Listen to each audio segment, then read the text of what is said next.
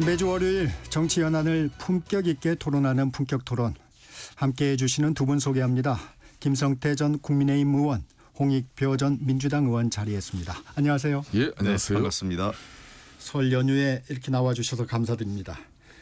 청취자 여러분들께 설 인사 짤막하게 하고 시작하겠습니다. 김성태 의원. 예, 이 정치와 국가 체제의 혼돈과 혼돈이 있을 때마다 오늘의 대한민국이 되기까지 굳건히 지켜온 국민들의 위대함에 늘 감사드리면서 이 먹고 살기 어려운 경제 여건의 엄동설한에도 불구하고 고향을 찾고 또 뿌리를 찾는 국민 여러분들의 그 소소한 평온한 삶을 늘 존경합니다.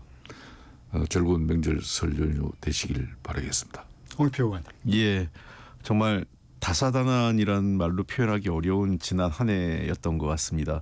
많은 국민들께서 정치적 어려움, 그다음에 그 경제 침체에 따른 민생의 어려움으로 상당히 힘들어하셨는데 2025년 한 해는 조금 더 정치도 좀 안정화되고 그다음에 민생에도 따뜻한 온기가 돌아서 우리 국민들께서 조금 더 행복한 그러한 삶이 이루어졌으면 좋겠습니다. 제가 한 신부님께 들은 말씀인데요. 네. 전쟁의 반대말은 평화라기보다는 일상이라고 말을 하시더라고요. 우리 국민들께서 이제 좀 가까운 분들하고 편하게 만남도 이루어지고 자신의 삶에 일상으로 돌아갈 수 있는 그러한 새해가 되었으면 좋겠습니다. 새해 일상으로 우리 모두가 돌아갈 수 있는 그러한 한 해가 되기를 기원드립니다. 두 분의 바람대로 새해가 되기를 바랍니다. 저도. 자, 현안 살펴보겠습니다. 검찰이 윤석열 대통령을 구속 기소했습니다. 검찰의 판단 어떻게 보십니까, 홍 의원? 네, 이것은 뭐 당연한 결과라고 생각을 합니다. 이미 경찰 공수처의 수사 결과가 있었고요. 더 나가서 검찰도 사실 꽤 일찍이 수사를 했습니다. 주요 가담자 김용현 전 국방장관을 비롯해서 네. 관련자들 한 10여 명에 대해서 검찰이 수사를 잘 해놨거든요. 공수처의 수사도 그에 기반해서 윤석열 대통령에 대한 수사가 이루어졌다는 것을 감안하면 윤석열 대통령의 구속 해서 기소하는 것은 뭐 당연한 결과이지 않았나 이렇게 생각을 하고, 다만 이제 검찰이 자체적으로 공수처 결과를 자기 나름대로 좀 살펴보고 기소 여부를 확정하려고 했는데 시간이 이 구속 기간 연장이 안 되면서 네. 급하게 하면서 아마 그렇게 된 것 같은데요. 그렇다 하더라도 기간이 연장됐다 하더라도 결과는 달라지지 않았을 거다 이렇게 보입니다. 예. 김성태 의원님. 예. 저는 1년에 이런 상황을 두고 정말 정치인의 한 사람으로서 가슴 아프게 생각하고 있습니다. 이 타협 없는 대통령의 통치 권력과 또 극단적인 입법 권력의 대충돌은 대한민국의 불행이 되어버렸습니다. 양진영의 국민은 그들의 노예가 되어버린 그런 행복이 되었고, 2030 이 청년들이 진정 어린 대한민국의 미래에 대한 불안으로 가득 차 있죠. 이제는 심판과 또 청산으로 모든 걸 바로 잡으면서 두 번 다시는 대한민국에 이런 불행이 발생하지 않도록 입법 권력과 또 대통령의 통치 권력이 지난 2년 8개월 동안 보여준 그런 갈등과 반복 절대 없어져야 된다고 저는 보고, 그런 측면에서 국가 권력 체계 또 이 헌법 체계 개헌을 통해서라도 이참에 이제 체제를 바로잡는 그런 큰 계기가 되길 바라는 마음입니다. 홍 의원님, 검찰 입장에서는 대면 조사 없이 재판을 하게 되는데 혐의 입증하는데 무리는 없을까요?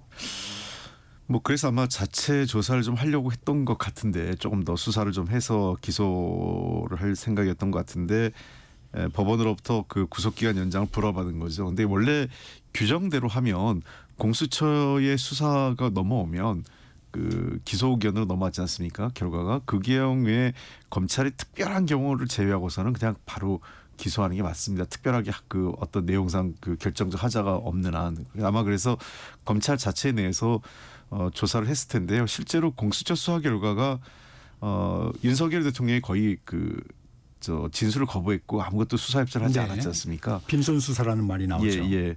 그래서 그 공수처의 수사 결과 자체도 검찰 조사 결과에 기반한 그리고 일부 경찰 수사 좀 포함이 됐겠죠. 그래서 그거에 기반해서 그 기소 의견으로 넘어왔기 때문에 저는 검찰이 수사했다 하더라도 별 차이가 없었을 거로 보입니다. 그런 측면에서 그 내용상 검찰이 한 번 더 조금 살펴봤으면 하는 그런 의지는 있었을지 모르겠지만 한다 하더라도 달라지지 않았다 이렇게 보이는 겁니다.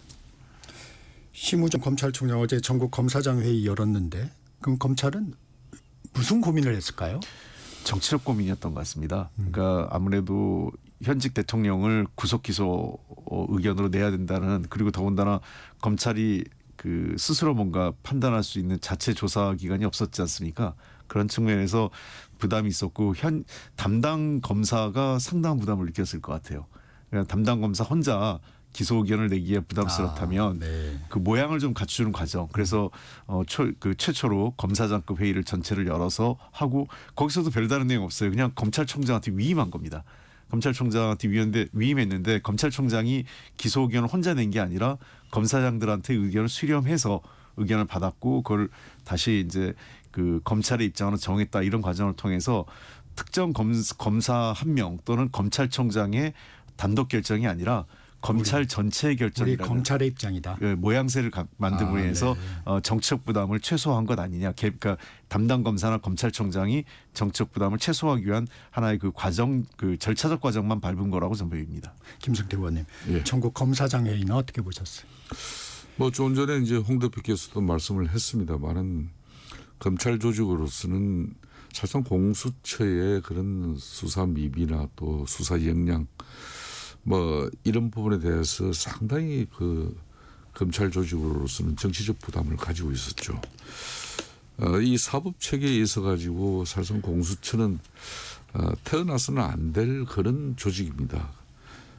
검수완박으로 탄생한 그런 공수처의 한계에 민낯이 이번 윤석열 대통령 이런 수사 과정과 또 영장, 체포영장 또 구속영장 발부받는 모든 과정에서 여실 없이 그냥 나중에 이 절차적 정당성에 시비가 걸릴 수밖에 없는 그런 엄청난 지금 사법체계의 혼란을 야기시킨 결과거든요. 네. 그러니까 처음부터 이제 검찰이 김용현 전 국방장관과 또 계엄사령관으로 참여한 군장성들 이런 부분들을 신속하게 수사하지 않았다면은 아주 이걸 공수처에만 다 맡겨놨다면 대한민국의 지금 이 불행은 어떻게 됐겠습니까? 그러니까 처음부터 공수처는 법상의 내란죄에 관해서는 수사 권한이 없지 않습니까? 막 그런 공수처가 수사할 수 없는 기소할 수 없는 그런 기관에서 또 수사하겠다고 신청한 체포영장을 받아서 압수영장은 법원에서 뭐 이래가지고 이 혼돈을 이제 앞으로 이제 1심, 2심, 3심까지 대법원까지 이거는 그 고비고비마다 국민들이 사법 체계에 이런 불안과 또 불신이 정복되는 그런 아마 큰 혼란으로 남을 수밖에 없어요. 저는 그런 측면에서 어제 심우정 검찰총장이 뭐 이런 전국 검사장 회의를 소집해서 한 것은 한편으로는 검찰의 보충 수사권을 갖다가 허용하진 않은 법원에 대해서 성토도 있었겠지만은 또 이게 좀 안 맞아요. 조희연 서울교육청 교육감 네. 같은 경우는 이 공수처에서 수사하고 기소 그러니까 공소 제기 요구를 검찰에 했을 때 거기 공수처에서 한 수사 내용이 미흡하고 미비해가지고 네. 검찰에서 보충 수사권을 가지고 보충 수사를 했거든요. 압수수색하고 뭐 그래가지고 기소가 이루어지고 결국은 대법 판결에까지 이제 공소 유지가 돼가지고 조희연 교육감이 날아가 버렸지 않습니까? 이게 검찰의 기소권 행사는 어떤 경우든 이게 범죄 행위에 대해서 실수가 없어야 되는 부분인데 이런 부분에 대해서 어제 검사장 회의는 그런 우려와 함께 정치적으로는 그래도 전국 검찰 조직이 수뇌부가 다 모여서 내린 고뇌 어린 이 판단 뭐 이렇게 국민들에게 읽혀지게 하는 대목 아니겠나 그렇게 보입니다. 김성태 의원님 가정을 해보겠는데 예. 만약에 이제 그 구속 기한이 연장이 돼서 예. 검찰이 그 수사에 나섰다면 예. 윤 대통령은 검찰도 내란 수사권이 없다고 생각을 하실 텐데 수사에 응했을까요? 저는 뭐 지금 이제 윤석열 대통령 변호인 측이 상당히 좀 뭐 법률적 어떤 뭐 이런 대변하고 네. 또 조력하는 그런 뭐 입장보다는 또 지금 여론 또 대통령 본인도 국민적 여론을 또 살피는 것 같고 뭐 국민 여론에 따라서 아마 검찰 수사에도 응할 건지 응하지 않을 것인지 판단했지 약간 않겠냐. 상황을 여론의 움직임을 봤을 것이다. 예, 그렇게 봅니다. 저는. 저는 좀 달리 생각해요. 예. 그 제가 여러 차례 여기서 얘기했는데 1차적으로 대응은 이 윤석열 대통령 측이 이 공수처와 수사 권한이 없다, 불법 수사다 해서 지금 그 네. 수사에 불응했잖아요. 네.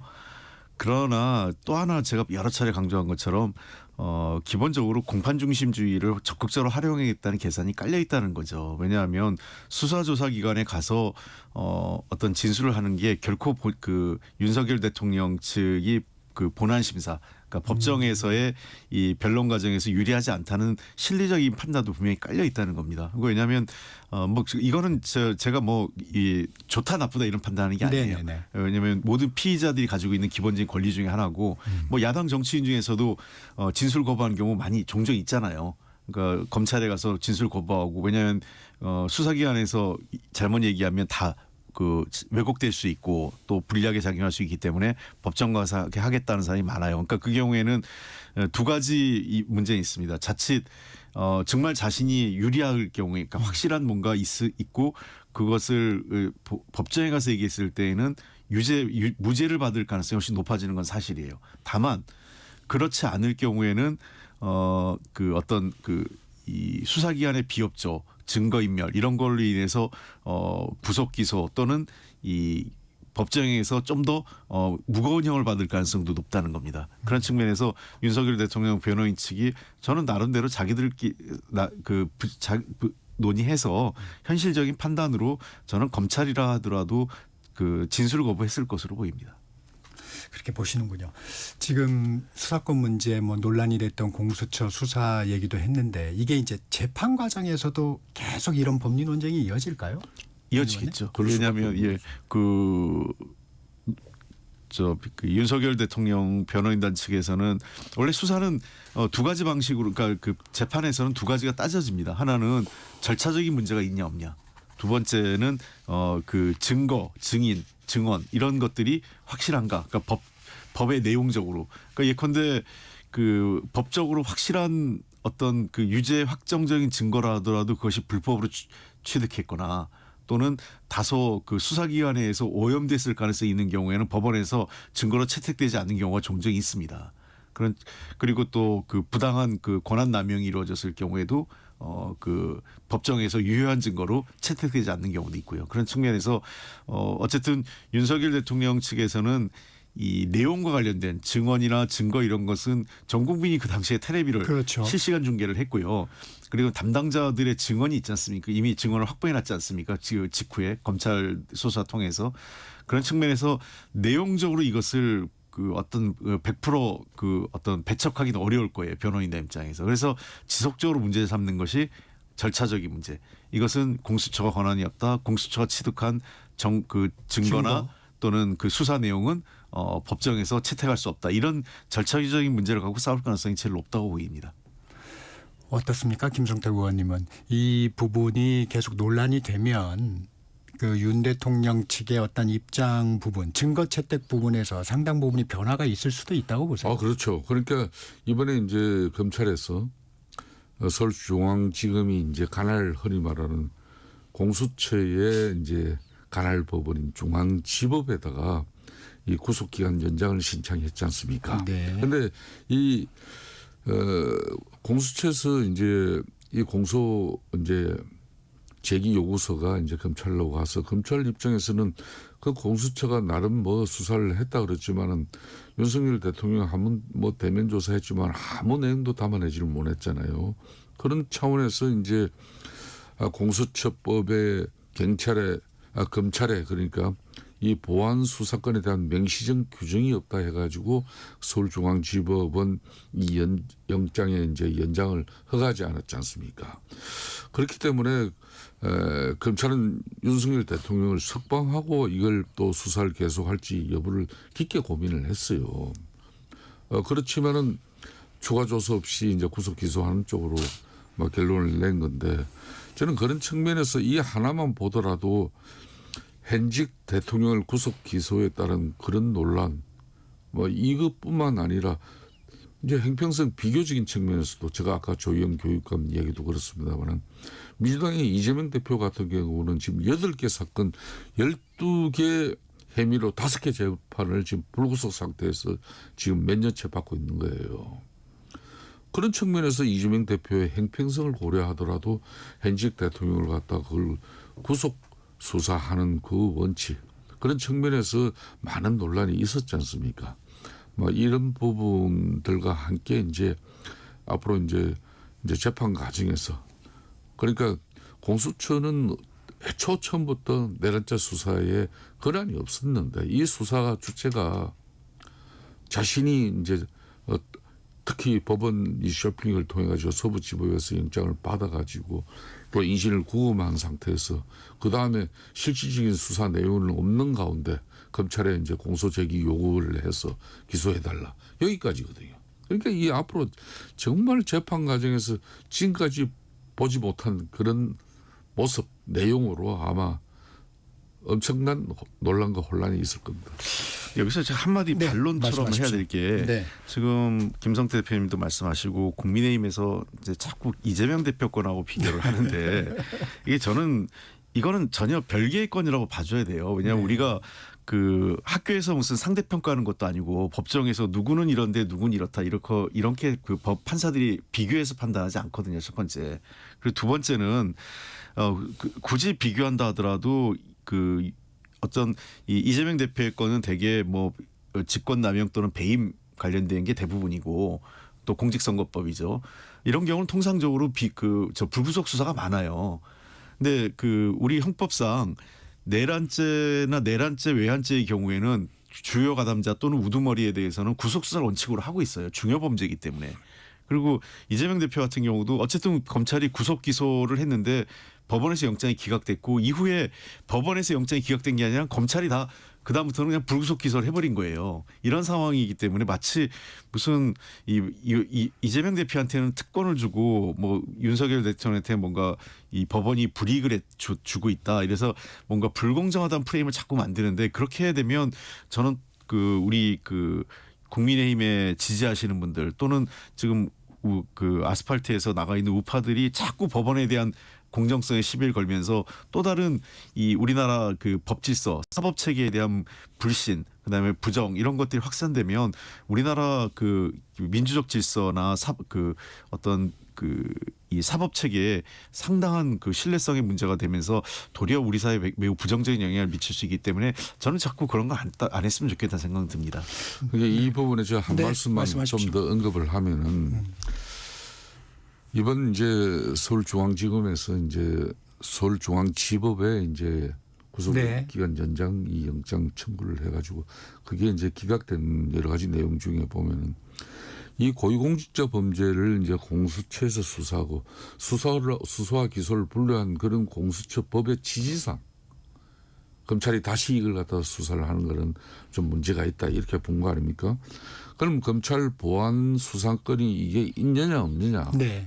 근데 앞에는 아까 제가 조희영 교육감 사례도 했지만 그 보안 수사권을 인정을 해줬어요. 근데 이번 같은 경우는 또 인정이 안 됐어요. 그러니까 이렇게 이제 공수처법에 명문 규정이 없는 그런 내용을 들어가지고 결국 구속 연장 불허 사유를 댔잖아요. 자 여기서도 지금 현재 이런 혼란이 나오는 건데 근본적으로 공수처법상으로 내란죄를 수사할 수 있는 기간이 아니에요. 그렇기 때문에 윤석열 대통령은 근본적으로 공수처 수사 자체에는 그냥 응하지 않고 불응으로 초지일간 계속 유지를 해왔단 말입니다. 그런데 그나마 검찰 검찰 수사마저도 이렇게 법원에서 공수처 그 미비한 공수처 수사 내용 그걸로 가지고 검찰이 얼마나 공소장에 공소 유지를 위한 그런 기소가 잘 이루어질지 저는 그게 고민이 되는 거예요. 그래서 이런 이 그게 이제 문재인 정권 시절에 이제 검수완박에 의해 가지고 이제 이런 공수처법이 만들어졌잖아요. 이 이단이거든요. 그때 많은 법률가들이 이런 법 체계에 들었으면 사법 체계에 엄청난 혼란을 가져올 수밖에 없을 것이다. 딱 이번에 그 상황이 되어버린 거죠. 그래서 그런 측면에서 우려와 문제 제기를 하는 것입니다. 그러니까 윤석열 대통령이 12.3 비상계엄에 대한 그 판단은 이미 국회는 탄핵소추 의결된 것이고 거기에 따른 올바른 심판은 헌재가 하는 것이고 그다음에 행법상 위반 행위는 이제 검찰이 이 기소를 하면 그 공소장에 의해서 이제 공소를 유지하면서 재판에서 이 쉽게 말하면 범죄 혐의를 이제 법원에서 판단하는 거예요. 그러려면은 이게 논란이 없어야 되는 건데 이 공수처가 지금 현재 주도적으로 끼어들어가지고 이 혼란을 거듭할 수밖에 없는 거예요. 이번 과정을 보면서 국민들도 좀 그런 생각을 하는 것 같습니다. 이제 법 체계가 좀 정비돼야 되는 거 아니냐. 예를 들면 뭐 수사를 할 수 있대. 아니면 뭐 규정에 의하면 또 이렇게는 할 수 있대. 막 이런 얘기들이 막 오가면서 국민들도 조금 정치권에서 다시 이런 법 체계를 좀 잘 들여다봤으면 좋겠다 하는 의견들이 많이 나오는 것 같습니다. 예, 그건 뭐 저도 인정합니다. 아까 뭐 그 공수처가 좀 제대로 수사할 수 있게 수사 인력을 좀 확보한다든지 아니면 원래 당초에는 공수처에 수사권과 기소권을 같이 주려고 했어요. 근데 검찰과 당시에 이제 야당이 적극적으로 반대하면서 기소권이 없는 기관이 되면서 이게 반쪽짜리 아니냐 이런 얘기가 있었기 때문에 사실은 고위공직처 수사처에 수사권과 기소권을 같이 주는 게 좀 맞다고 생각해요. 기왕 그럴 거면. 왜냐하면 본인이 수사하고 본인이 기소 공소까지 책임져야 되는 게 맞죠. 근데 그렇지 않고 기소권은 검찰에 있다 보니까 검찰이 보안 수사를 해야 되느냐 말아야 되느냐는 지금 김성태 대표님 지적과 같은 문제 제기가 뭐 저는 일정 정도 그 상당한 타당성이 있다고 보는 게 저도 지금 현재 법체계 미비성에 따른 문제라고 봅니다. 그게 제가 이게 한 말씀을 드리면 얼마나 대한민국의 이 민주주의는 정말 피로서 때로는 엄청난 희생으로서 지금의 민주주의가 만들어지고 완성된 거거든요.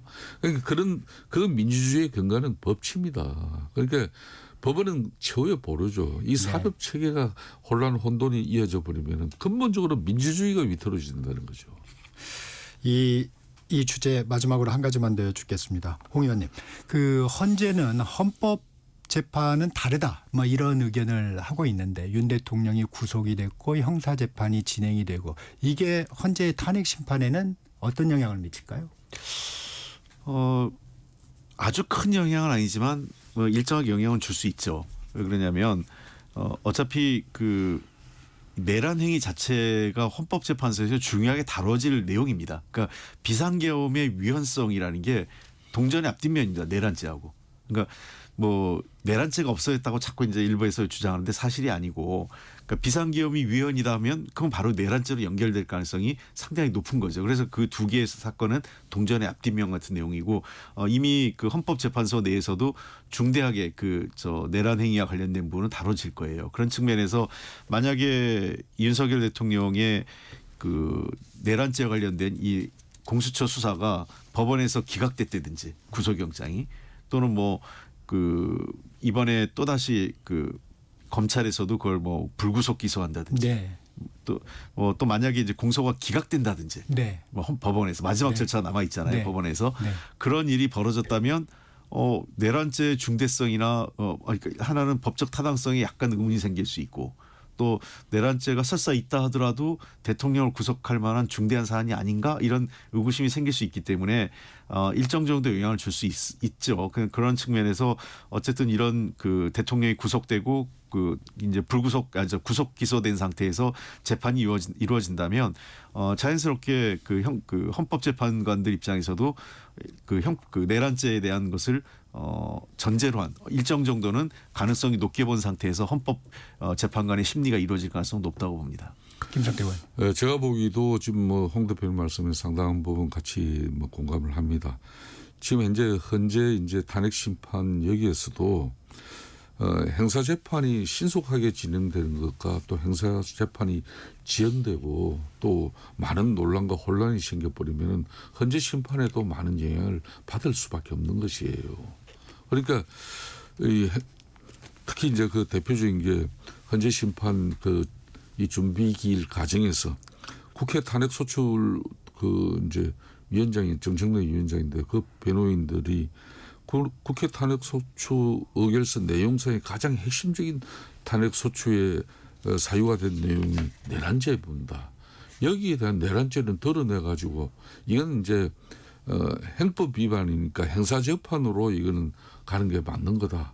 그 가르마를 갖다 사실상 그 헌재 이제 이 탄핵소추 이 팀에서 헌재 이제 재판관에게 요구한 부분이에요. 이건 그냥 놔두면 헌재에서 행사 위반은 행사 재판으로 헌법 위반은 헌재 심판으로 이렇게 딱 정리가 되는 것인데도 불구하고 민주당이 그렇게 탄핵 소추팀에서 그렇게 갔단 말이에요. 이래서 이것도 엄청난 혼란 중에 하나예요. 그렇듯이 지금 현재 앞으로 이제 알겠습니다. 행사 재판에서 이게 이제 논란과 혼란 없이 절차상에서도 또 정당성 문제의 시비도 없이 이렇게 행사 재판이 잘 이루어져야만이 헌재 입장에서도 탄핵 심판에 대한 그 판단이 상당히 그 간결해지고 용이해질 겁니다. 만일 이게 혼란을 하고 논란이 커져 버리면은 헌재 심판도 상당히 어려운 과정을 겪을 수밖에 없다는 게 뭐 제 생각입니다. 짧게 좀 논평을 부탁드리고 싶은데요. 네. 23일 날 이진숙 방통위원장에 대한 탄핵 심판이 기각이 됐습니다. 그런데 헌법재판관 4대 4로 인용과 기각 의견이 나뉘었습니다. 이 4대 4가 주는 함의, 김성태 의원님. 짧게 한 30초. 이건 대단히 크죠. 이제 박근혜 대통령 탄핵 소추 당시 헌재 내부에서 물론 이제 약간 소수 의견이지만 차이가 탄핵에 대한 입장에 대한 차이가 분명히 있었어요. 그럼에도 불구하고 만장일치로 헌재 재판관 내부에서 전체적인 회의에서 잘 정리가 돼가지고 저는 일치로 정리가 된 건데 만일 지금처럼 이게 이제 뭐 요 근래 국민 여론에서도 보지만은 팽팽한 이 여론이 형성되고 하면은 헌재 재판관 역시 이제 헌법적 양심에 따라서 판단을 하겠지만은 상당히 이진숙 그 방통위원장의 헌재 이 판단에 대한 부분은 앞으로 시사하는 바가 저는 크다고 보고 있습니다. 예, 일단은 뭐 헌법재판소의 판단을 존중한다는 전제 하에 다소 약간 좀 문제점을 좀 말씀드리겠습니다. 이제 뭐냐면 하나는 4대 4 결정이 난 거는 헌법재판소의 결정은 이 어떤 결정이 그러니까 그 사람이 했던 일이 그 직위를 해제할 만큼의 중요한가 이 판단이거든요. 그런 측면에서 그 판단을 헌법재판소가 내렸고 다른 네. 법원에서는 2인 판결에 대한 문제점을 지적한 바 있습니다. 홍 의원님 잠시 전하는 말씀 듣고 본격 다시, 예, 토론 이어가겠습니다. 네, 지금 김성태 전 국민의힘 의원, 홍익표 전 민주당 의원 함께하고 있습니다.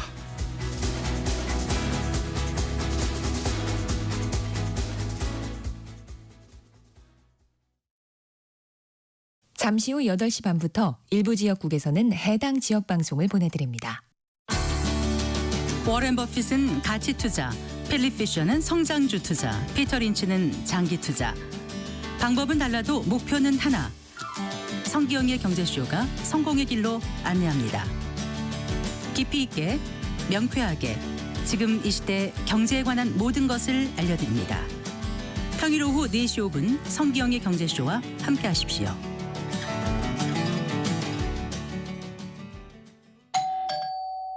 편지 왔습니다. 퇴근길 지친 당신에게 힘이 되는 뉴스를 전해드립니다.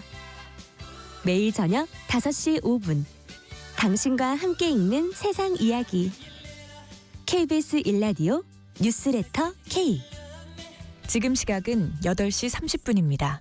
KBS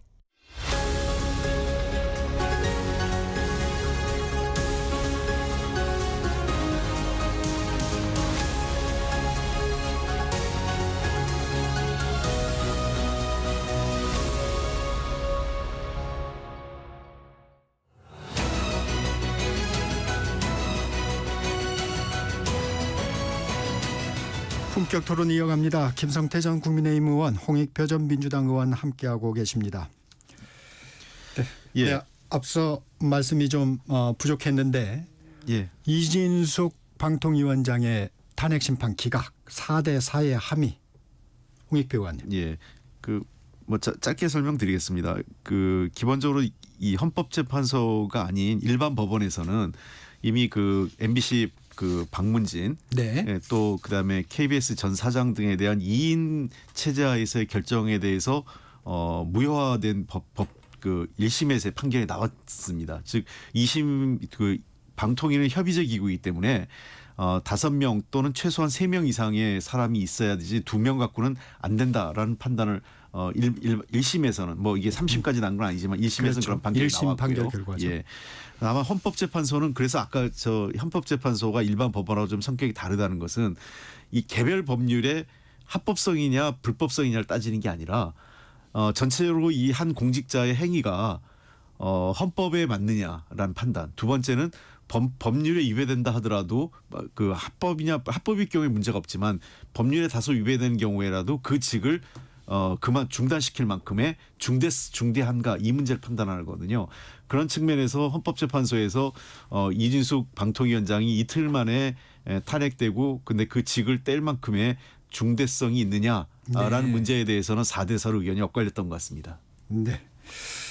근데 이 국민이 바라보기에 같은 사안을 놓고 저렇게 헌법재판관들도 판단이 다를 수 있네? 이런 부분에 대해서 약간 좀 의아해하는 부분이 있어요. 김성태 의원님께서 아까 지적해 주신 그렇습니다. 것처럼. 그러니까 이제 더군다나 이 현직 대통령에 대한 심판이잖아요. 그죠? 뭐 지금 검사 한 분이나 또 장관 한 사람 탄핵된 내용하고 그러니까 헌재에서 다루는 이 무게나 비중 자체가 확연히 다르죠. 윤 대통령 탄핵 그렇죠. 심판 말씀하시는 그렇기 거죠. 때문에 현직 대통령에 대한 수사는 절차적 완결성도 중요한 것이고 또 그런 또 헌재 심판에서도 마찬가지입니다. 이 대통령의 국회 탄핵 소추 의결 내용에서의 거기에 이제 자리 잡은 그 내용들이 헌재에서 이 준비길 과정에서 그냥 내란죄를 드러내고 그냥 심상 비상계엄 그 자체 대통령의 통치권 행위가 그게 위헌적인지 그것만 판단해달라 그런 거거든요. 지금 그런 측면에서 이제 이 절차적 흥결은 지금과 같은 이 수사 혼선 또 앞으로 헌재 심판 과정에서도 엄청난 이제 논란과 그 갈등이 있을 수도 있어요. 이렇게 되면은 국민적 갈등이 이제 커지는 겁니다. 홍 의원님. 저는 네. 한 가지 말씀을 드리겠습니다. 이제 우리나라가 이제 미국하고 다르게 미국은 이제 네. 그 헌법재판소가 없는데 우리 헌법재판소가 있는 거거든요. 네. 87년 헌법 개헌을 할 당시에 조금 더 안전장치를 하나 더 만든 거죠. 우리 사회에서. 다만 이제 9명의 헌법재판관이 국가 중대한 결정, 대통령의 탄핵을 포함해서 이번 방통위원장 건도 그렇고 하는 것이 맞느냐 그런 측면에서 헌법재판소를 구성할 때 대통령 추천 3인, 대법원장 추천 3인, 그다음에 국회 추천 3인으로 해서 좀 더 다양성을 넣으려고 했던 거죠. 그런데 9명의 헌법재판관의 구성으로 보면 우리 사회에 있는 다양성을 다 담기엔 한계가 있어요. 저는 그래서 만약에 추가적으로 개헌을 한다고 하면 네. 헌법재판관의 숫자를 좀 늘리는 건 고려해 볼 필요가 있어요. 그래서 지금보다는 늘 문제가 되는 한국 사회는 반반이 남녀인데 헌법재판관의 인적 구성 그렇게 안 돼 있지 않습니까? 그래서 여성 재판관의 숫자도 좀 늘려야 되고요. 그다음에 너무 연세가 고령인 사람만 있는 게 아니라 조금 더 연령을 좀 낮춘 분들도 들어가서 우리 사회의 그 세대별 다양성, 그다음에 어떤 성별 다양성, 그리고 여러 가지 어떤 출신의 다양성 등을 해서 지금 보면 우리나라 헌법재판관 구성을 보면 뭐 특정 대학, 그다음에 연대 나이도 그렇고 남성, 뭐 그래서 이제 50대 후반, 60대 초반의 남성, 특정 대학 출신 이걸로 너무 치중돼 있다. 다양성이 부족하다 이런 얘기가 많이 나오기 때문에 저는 헌법재판관을 15명이나 또는 그 숫자를 좀 늘려서 다양성을 확보하는 방안도 필요하지 않을까. 한번 앞으로 우리 사회가 개헌 문제가 본격적 이슈가 될 텐데 그때 고민해 볼 사안 중에 하나라고 생각을 합니다. 또 새로운 화두를 하나 던지시는군요. 자, 윤 대통령 탄핵 심판 내용을 살펴보겠습니다. 탄핵 심판 과정에서 나온 말들 살펴보겠습니다. 윤 대통령 변호인단에서 국민은 비상계엄을 계몽령으로 이해하고 있다 이런 표현을 썼는데 어떻게 들으셨습니까, 홍 의원님? 저는 사실 이 얘기 듣고 정말 깜짝 놀랐습니다. 더군다나 조대현 그 변호사가 헌법재판관 출신이기 때문에 네. 그래도 우리 사회에서 그 굉장히 존경받는 원로 그 법조인 중에 한 분이었는데 이 계몽령이란 말을 쓰면서 제가 정말 순간 황당했어요. 무슨 계몽주의 시대 이런 얘기를 하는 것도 아니고 그 일종의 이제 경정을 울리겠다 그런 예, 측면에서 경고성이었다, 이런 경고성이었다는 말을 걸 이제, 강조하게 예. 하는데 그렇다 하더라도 이렇게 약간 국민들에게 희화될 수 있는 발언은 좀 부적절했다고 생각을 합니다. 그리고 비상계엄을 그 어떤 그 경고성으로 비상계엄이 활용될 만한 그런 권한이냐 하는 문제이죠. 그러니까 우리가 어떤 일을 벌일 때 어떤 상식 수준의 판단이란 게 있지 않겠어요? 이 어떤 사안에 대해서는 이 정도 수준의 어떤 대응 이게 있는데 경고를 하기 위해서라면 대국민 담화도 있고 또는 대통령이 직접 어떤 국민들과 소통도 할 방식도 있을 거고 또 때로는 정말 그 여당과 협의해서 뭐 그 아주 그냥 그 어떤 국민 걸기대를 할 수 있고 여러 가지 방식이 있었을 거예요. 근데 이거를 군을 동원해서 국회에 유리창 깨고 군대가 침입해 들어가고 모든 국민이 지금 그 당시 상황에 경악하는 예상하지 못한 일을 경악하는 일이 벌어지는 것은 있을 수 없죠. 제가 최근에 한 음식점을 한번 갔더니 저 그분 한 분만 그런 게 아니라 여러 분한테 얘기를 들었지만 작년 연말 보통 12월 달 장사가 그 2달치 장사하는 거예요. 음식점들 같은 경우. 근데 다 취소가 됐다. 절반 이상이 취소됐다 그래요. 예약이. 그러니까 정말 망연자실합니다. 그러니까 그렇다고 비용이 나가는 비용은 줄어든 건 아니고요. 그런 측면에서 비상계엄이 우리 국민 민생 경제에 미친 영향, 더 나아가서 대한민국 신뢰도나 또는 환율 등 금융 국가 거시 경제에 미친 영향들을 감안하면 이거를 경고를 했다라고 하기에는 그 정말 참을 수 없는 대통령 조치의 가벼움이라고 좀 보입니다. 네, 김성태 의원님, 이 계몽령이라는 표현에 대해서 좀 한 말씀 주시죠. 저는 이번에 윤석열 대통령이 이제 공수처 수사에 대응하는 과정이나 또 법원의 영장 또 집행에 대한 대응하는 과정, 그래서 한남동 관정에서 뭐 특히 이제 경호처 요원들과 또 이 영장 집행 그런 사법기관하고의 충돌 이런 모양새가 참 변호인은 이제 이 피자의 조력을 위해서 다양한 법률 서비스를 제공을 해야 되는 것인데 원래 이제 윤석열 대통령 입장에서는 뭐 처음 이 법률가이기 때문에 더군다나 검찰총장까지 하신 분이기 때문에 지금 현재 공수처법상에 분명히 공수처가 이 내란 혐의를 가지고 수사를 할 주체가 안 된다. 그 단호한 입장이고 그렇기 때문에 여기에는 일체 응할 수 없다 그러더라도 처음에 제3의 장소에서 수사하는 방식이라든지 서면 조사를 통해 가지고 굳이 현직 대통령이 이렇게 체포 구금되는 상황까지는 피해갈 수 있는 길이 저는 있었다고 봅니다. 그래서 그런 측면에서 나중에 그래가지고 이 공수처가 수사 주체가 아니고 이런 이원 그런 불법 부당한 그런 수사가 이루어진 부분은 법원에서 충분하게 그걸 다투면 되는 거거든요. 네. 그런 측면에서 이번에 또 이제 또 헌재 심판 과정에서도 이 조된 헌재 재판관 출신 이 변호인 접근 변호사는 이 계몽령이라는 것은 뭐 지금 이 시대에 그 맞지 않은 용어 선택이죠. 그렇기 적절치 때문에 않았다. 아무리 이제 하시고 싶은 말은 이거예요.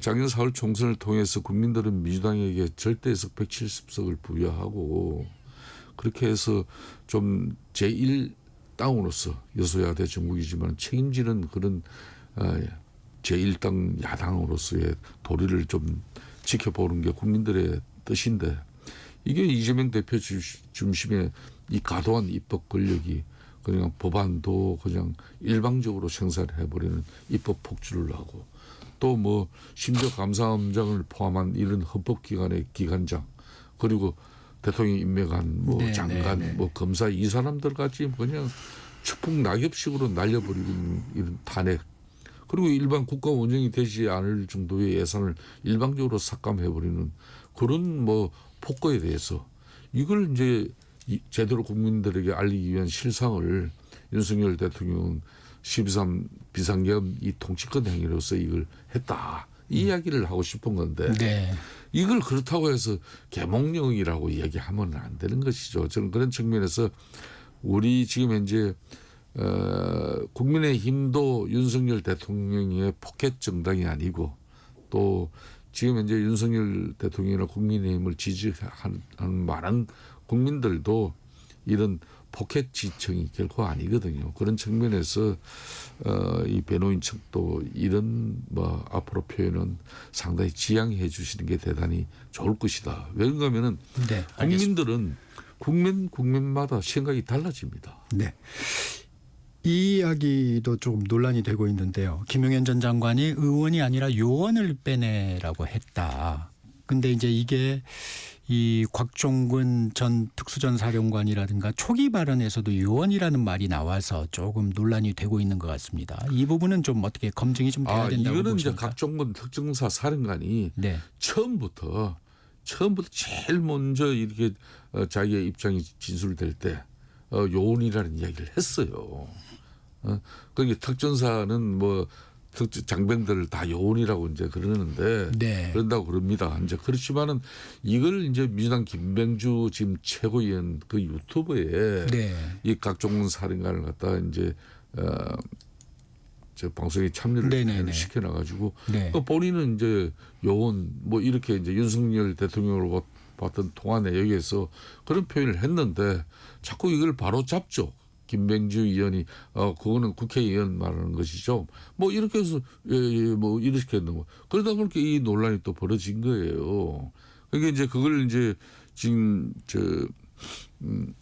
김용현 국방장관도 이제 현재 심판 네. 가정에서 이제 그 이야기를 바로 한 건데 저는 그런 측면에서도 이걸 뭐 국민적 상식이 있는 것이죠. 국회의원을 요원이라고 그러면은 이게 뭐 요원으로 인정되는 거고 또 그 안에 그러면 특전사 요원이 별도로 언제 그 잠입해서 그 요원들을 빼내라고 한 건지 그 판단은 국민들과 또 법원 또 현재 또 심판 과정에서 현재 재판관들이 충분히 할 수 있는 저는 영역이라고 봅니다.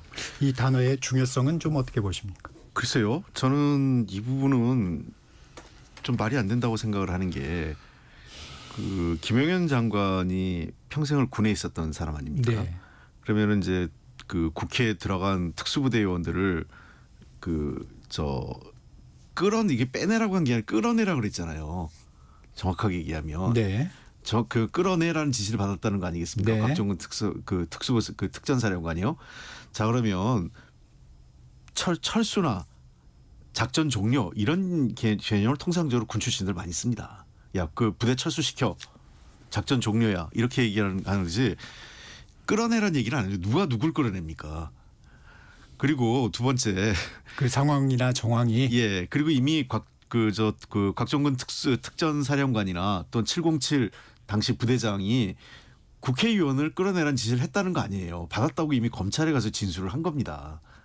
저는 이 문제를 이제 와서 약간 이 단어의 몇 가지를 갖고 지금 국회의원이 아니다 이렇게 얘기하는 것은 정말 손으로 하늘을 가리는 행위 아닌가 싶고요. 이거는 뭐 이미 검찰이 수사해 놓은 주요 군부대 지휘관들 수사 내용이 있기 때문에 그 법원에서 진실이 분명히 밝혀질 거로 생각합니다. 복잡한 사안이 아니라고 봅니다. 네. 잠시 전하는 말씀 듣고 품격 토론 이어가겠습니다. 전격 시사 듣고 계신 지금 시각 8시 44분입니다. 네, 연휴 셋째 날인 오늘 본격적인 귀성길이 시작되겠습니다. 동시에 큰 눈이 예보됐는데요. 고속도로는 종일 혼잡하겠습니다. 다만 아직까지는 차량 흐름 원활한데요. 서울 요금소를 현재 출발할 경우 부산까지 5시간 10분 소요되고요. 광주까지는 4시간 정도 소요되겠습니다. 대전까지는 2시간, 강릉까지 3시간 예상하셔야겠습니다. 먼저 경부고속도로인데요. 서울 쪽으로 남사 부근에서는 5차로에 고장난 차가 서 있습니다. 서울 양양고속도로 양양 쪽으로 화도에서 화도 분기점까지 막히고요. 논산 천안간고속도로 논산 방향으로 풍세 요금소에서는 차량터널까지 정체가 이어집니다. 정안휴게소 정안교에서 정우터널 상용교 사이 정체고요. 동해고속도로는 속초 쪽입니다. 강동 2교에서는 2차로에 화물차가 고장나 있습니다. 오늘 고속도로 정체는 오후 4시에서 5시 사이 정체 가장 극심하겠습니다. 교통량이 늘어난 상황에서 폭설까지 예보된 만큼 극심한 교통 혼잡 예상되니까요. 평소보다 빨리 출발하시고요. 스노우 체인 등 차량용 월동 장비 준비가 필요하겠습니다. KBS 교통정보센터에서 정현정입니다. 대한민국 중심 채널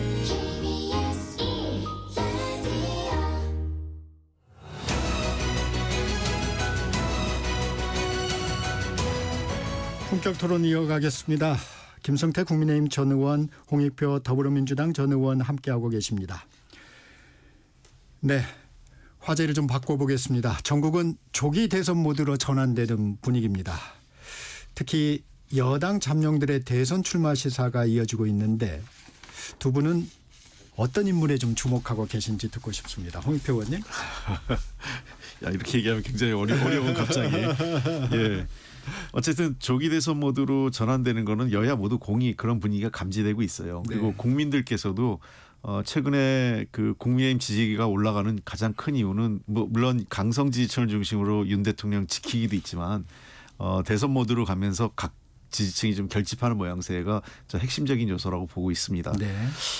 우선은 제가 우리 당 입장에서는 당연히 이재명 대표가 가장 유력한 네. 대선 후보라고 네. 볼 수 있겠죠. 그래서 이재명 대표와 그 외에 이제 김동연 경기지사 또 김부겸 전 총리 이 정도 분들이 아마 좀 주요하게 그 경쟁을 하지 않을까 이렇게 보입니다. 아무래도 그러나 당내에서는 특별한 문제가 없는 한 이재명 대표가 가장 그 유력해 보이고요. 국민의힘 쪽에서는 여러분들이 거론되고 최근에 김문수 장관이 1등으로 나오는 경우도 종종 있는데 결국은 탄핵이 된 경우에는 좀 분위기는 달라질 겁니다. 결국은 비상계엄과 탄핵에 있어서 가장 자유로운 사람이 좀 유리하지 않을까. 그리고 중도층에도 좀 외연 확장이 가능한 사람. 그런 측면에서 저는 아무래도 유승민 전 대표나 또는 오세훈 서울시장 이 두 사람이 조금 낫지 않을까. 거기에 이제 한 명 더 한다면 홍준표 대구시장 이 세 사람의 경쟁이 그 세 분 중에 누가 한 명이 제일 유력하지 않을까 이런 생각입니다. 홍 의원님이 개인적으로 민주당 입장에서 가장 두려운 인물은 누구십니까? 개인적으로요. 이거 얘기하면 개인적으로는 아무래도 유승민 전 대표가 제일 쉽지 않겠다. 이런 게 민주당 내에서 얘기들 많이 하고 있어요. 네, 김성태 의원님. 예. 어떤 인물들 좀 주목하고 계십니까? 저는 어제 검찰에서 윤석열 대통령을 기소하는 시점에서 국민의힘 진영 안에서 지지층에서 허례만 하는 여론의 추이가 달라질 겁니다. 지금까지는 윤석열 대통령 체포영장이라든지 또 구속수감하는 이 모든 과정 또 공수처의 적법성 수사 주체로서의 논란 이런 것 때문에 자유우파적인 목소리가 지지층에서는 컸었어요. 그렇지만 어제 윤석열 대통령의 기소 시점을 통해 가지고 네. 좀 전환됩니다. 그래서 이 전환 내용은 중도 확장으로 갈 수밖에 없다. 그런 헌재 심판이 이렇든 저렇든 어떤 결과를 나오더라도 국민의힘이 아무리 윤석열 대통령을 배출한 집권당이지만은 그래도 헌재 심판 결과에 따라서 올 수 있는 조기 대선을 준비하지 않을 수가 없는 거거든요. 그럼 조기 대선에서 국민의 지지를 이렇게 확대시켜 나가려고 하면은 중도 무당층을 겨냥한 그런 중도 확장론에 자연히 목소리가 무게가 실릴 수밖에 없는 거예요. 앞으로는 예, 그렇습니다. 그게 어제 기소 시점입니다. 그러면 지금의 이 상황에서 그러면 과연 민주당 지금 이재명 대표 같은 경우는 제가 천상천하 유아독존 지존 이재명 체제를 절대 민주당 내의 어떤 몸부림으로서 절대 변화시켜내지는 좀 못할 거라고 보고 있습니다. 그렇지만 지금 국민들은 그 변화에 지금 요구를 끊임없이 네. 하고 있거든요. 네. 그러니까 윤석열 대통령이 12.3 비상계엄을 하고 나서 국민의힘이 그동안 집권당으로서 새로운 면모를 갖추고 특별히 잘하는 것도 없어요. 또 윤석열 대통령이 지금 현재 국정을 보고 있는 것도 아닌데 윤석열 대통령이 지지율이 높아지고 이런 거는 국민의힘 정당 지지율이 높아지고 이런 거는 쉽게 말하면 조기 대선의 위기감에 따른 보수층 내지 또 중도층 일부가 걱정하면서 지지층이 결집하는 거고 또 하나는 거대 입법 권력의 이 사법 리스크를 안고 있는 이재명 민주당 대표에 대한 반감, 비호감이에요. 그러니까 170석이 넘는 입법 끌려 가지고도 저렇게 무소불위의 대한민국의 정부 자체가 작동이 안 될 정도로 혼란을 야기시켰는데 여기다가 또 대통령 권력까지 그 사람 손에 쥐어줘? 여기에 대해서는 분명히 국민들의 큰 반감이 있을 수밖에 없는 거죠. 저는 그런 측면에서 우리 당의 이제 대선 후보는 아무래도 본선 경쟁력이 강한 그런 후보로 흘러갈 수밖에 없다 이렇게 보고 있습니다. 김 의원님의 말의 함의를 보면 예. 최근 여론조사에서 김문수 고용노동부 장관의 지지율이 올라가고 있는데 그 네. 부분에는 좀 한계가 있다고 보시는 측면이 있는 것 같습니다. 중도 확장성 부분을 강조하시는 부분은. 제가 그렇지 않습니까? 기소 시점의 자유 우파론과 기소가 이루어지고 난 상태에서의 중도 확장론. 이 상태에서는 중도 확장론에 이제 무게가 더 실릴 수밖에 없을 것이다. 그런 이제 쉽게 말하면 지지자들 또 정당 내에 좀 변화가 있을 수밖에 없다는 걸 참고해 주시면 좋겠습니다. 김 의원님. 네. 이재명 대표, 민주당 이재명 대표는 이제 실용주의를 강조하면서 좀 우클릭 기조를 보이고 있습니다. 탈이념, 탈진영도 내세우고 있는데 이 부분은 좀 어떻게 평가하십니까? 그러니까 이제 과연 이재명 대표가 등소평에 흑마백마를 가지고 뭐 이런 뭐 중국을 크게 이제 어떻게 보면 저게 자유시장 경제 체제 같은데 전혀 아니거든요. 그렇죠? 그 본질은 못 벗어나서요. 그때부터 이제 중국이 개방으로서 중국이 큰 변화의 물결을 만들어내는 데까지는 성공했지만 본질적으로 중국은 지금 이제 자유시장 경제 체제가 자유민주주의가 뒷받침되지 않으면 저 체제는 그 한계에 머물 수밖에 없거든요. 그렇듯이 민주당 입장에서도 이재명 대표의 이념과 철학, 본인의 이제 쉽게 말하면 대통령이 되고자 하는 그 가치 이런 걸 어떤 행토로든지 많은 국민들이 접한데 지금 자신에 대한 지지율이 좀 떨어지고 상대 당에 대한 정당 지지율도 높아지고 지금 현재 탄핵 심판을 받는 대통령에 대한 국정 지지가 저렇게 높게 나오는 마당이면 그거는 아까 제가 이야기했듯이 이재명에 대한 쉽게 말하는 심판이에요. 민주당 내적으로는 지금 지도체제나 민주당 의원들이 작년 4월 총선을 통해서 완벽하게 솎아내고 자기 사람 중심으로 딱 일극체제를 만들어냈기 때문에 민주당 내부에서는 변화를 만들어내지 못할 거다. 그렇기 때문에 국민들은 국민의힘 정당 지지율을 높이고 이쪽을 통해서 니를 때려볼 거다. 그런데 네가 어떤 판단하는지 한번 보겠다. 이게 지금 국민들 여론이거든요. 홍 의원님. 여당에서는 계속 이렇게 이재명 대표의 진정성을 의심하고 있습니다. 그리고 법안이라든가 아니면 행동으로 보여줘야지 믿겠다. 뭐 이런 얘기들을 하고 있는데 이런 기조의 전환 어떻게 좀 보고 계십니까? 그 이재명 대표가 사실은 많은 오해를 받고 있는 부분이 있어요. 제가 같이 옆에서 지켜봤고 일도 해본 경험에서는 이재명 대표가 무슨 이념적으로 무슨 뭐 좌파나 또는 무슨 극단적인 그런 생각을 갖고 있는 분은 아니고 이미 행정 경험을 성남시장이나 경기도지사 하면서 매우 실용적인 행정 능력을 보여줬기 때문에 네. 본인이 가지고 있는 장점보다는 이제 그 어떤 프레임 만들어진 프레임에서 좀 이 나쁘게 평가받고 있는 부분이 있는데 네. 저는 이렇게 하고 싶어요. 그럼에도 불구하고 이재명 대표가 그러면 본인이 여러 가지 메시지를 보내는데 잘 안 먹히고 있거든요. 하나의 사례를 벤치마킹한다면 저는 박근혜 대통령 사례를 한번 참고했으면 좋겠어요. 박근혜 대통령 후보 시절에 박근혜 그 당시 대표죠. 박근혜 대표가 갖고 있는 이미지가 되게 강성, 극우, 또는 보수 이런 이미지가 좀 있었는데 그때 그 총선을 앞두고 비대위를 구성하면서 김종인 씨를 영입을 해요. 네. 비대위원으로. 네. 그래서 야당이 가지고 있던 트레이드마크였던 그 보편적 복지하고 경제민주화를 가져갑니다.